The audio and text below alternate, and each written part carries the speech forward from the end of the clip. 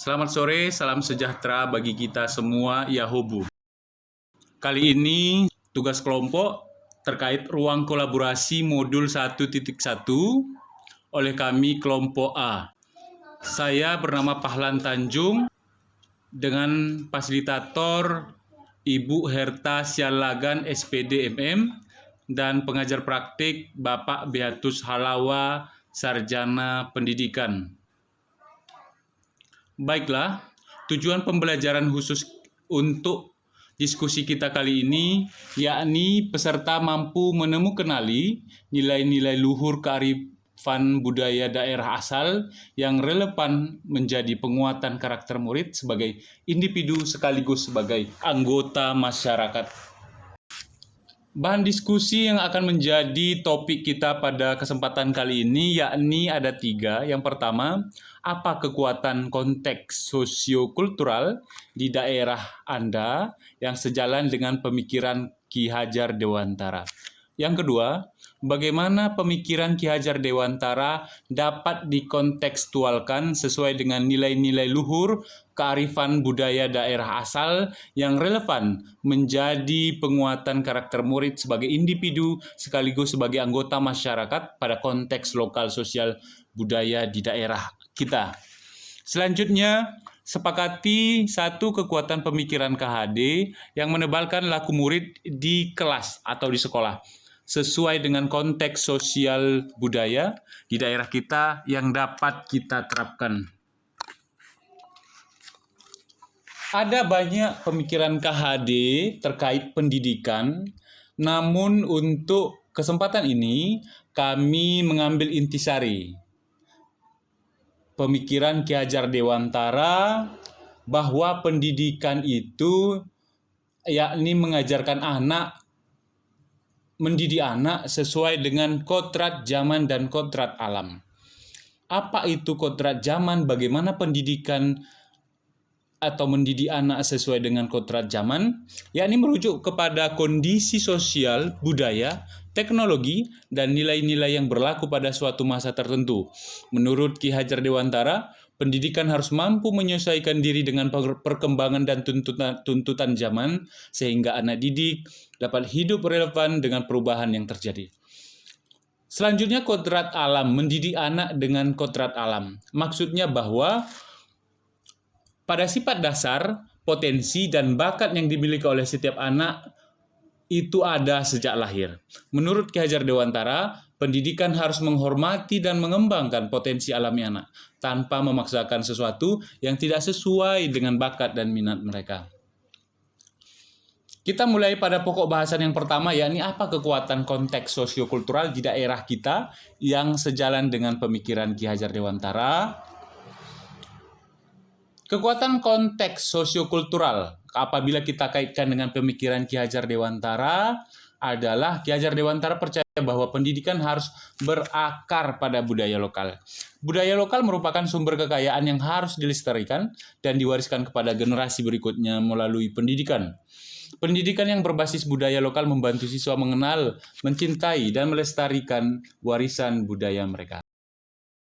Kekuatan konteks sosiokultural apabila dikaitkan dengan budaya yang ada di daerah ini. Kami mengambil satu jenis budaya atau tradisi dari masyarakat Nias yang sampai saat ini masih dilaksanakan, yakni tari perang.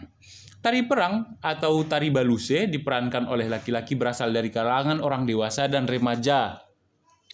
Dalam perkembangannya sekarang, tari perang ini sering ditampilkan pada acara-acara penyambutan tamu kehormatan seperti menyambut para pejabat pemerintah yang berkunjung ke daerah-daerah, tamu yang berkunjung ke sekolah-sekolah, di pesta pernikahan dan acara-acara penguburan bangsawan atau siulu siila di desa.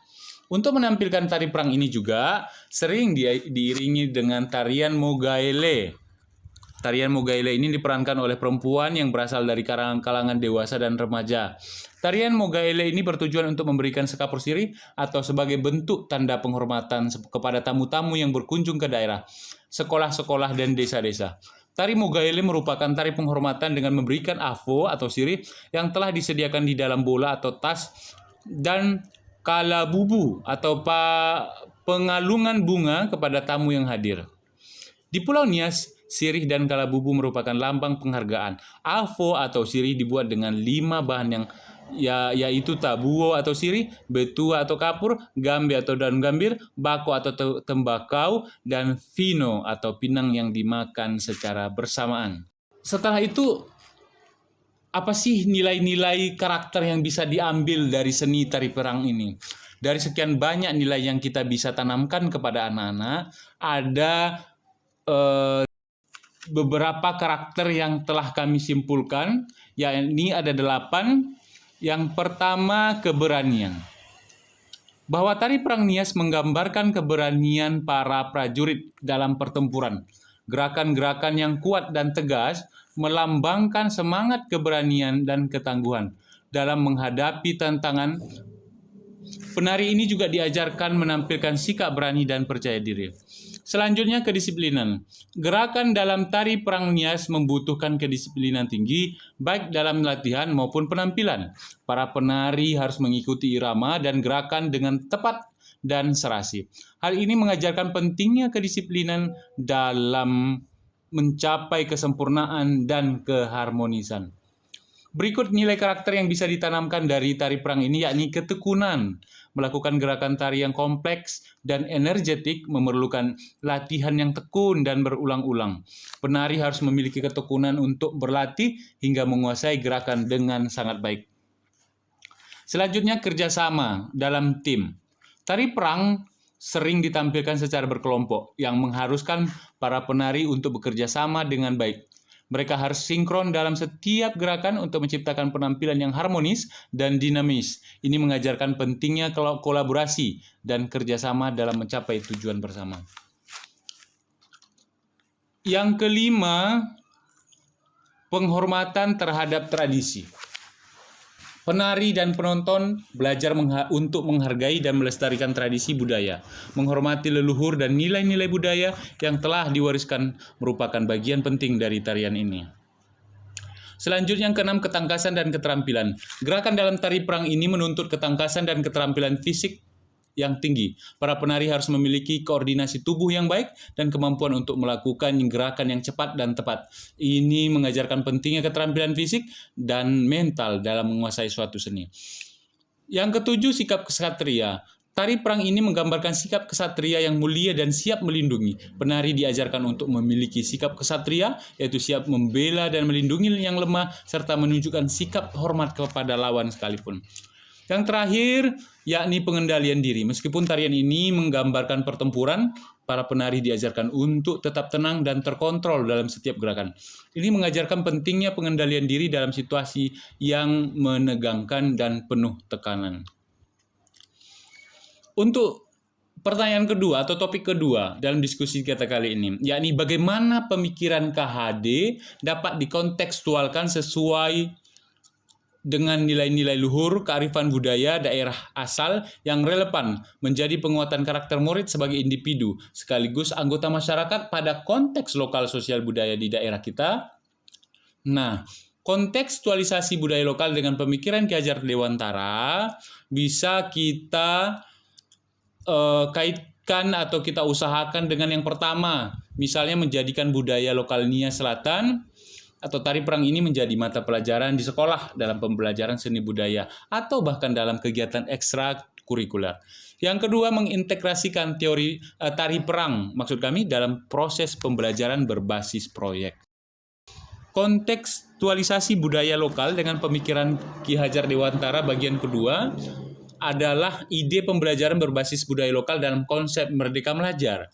Yang pertama, pembelajaran berbasis proyek atau project-based learning. Contoh, proyek sejarah lokal. Siswa melakukan penelitian tentang sejarah tari perang dan budaya lokal lainnya dan mempresentasikannya dalam bentuk pameran atau dokumenter. Yang kedua, pembelajaran berbasis masalah. Bagaimana kita mengintegrasikan ini semua, kita buat dalam proses pembelajaran berbasis masalah atau problem-based learning.